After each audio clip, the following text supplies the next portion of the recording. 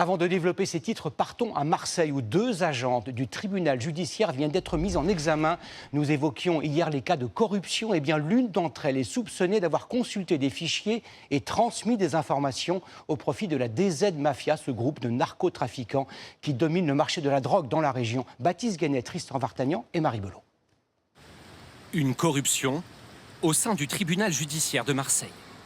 Deux agentes administratives ont été mises en examen pour avoir, contre de l'argent, consulté des fichiers confidentiels, contenant des renseignements précieux, permettant par exemple de savoir si une enquête a été ouverte ou si des suspects sont placés sur écoute.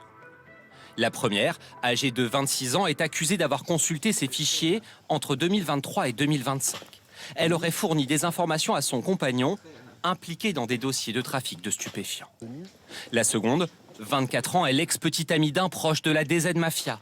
Elle aurait consulté ses fichiers confidentiels une cinquantaine de fois ces 2 dernières années et reçu 18 virements pour un montant de 3 600 €.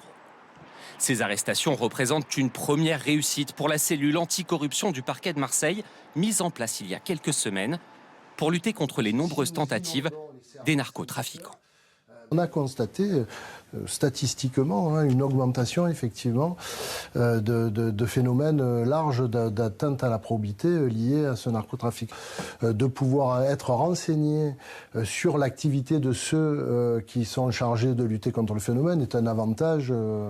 Les deux agentes sont ce soir placées sous contrôle judiciaire. Révéler des informations issues d'une enquête ou d'une instruction peut être puni jusqu'à 10 ans de prison maximum.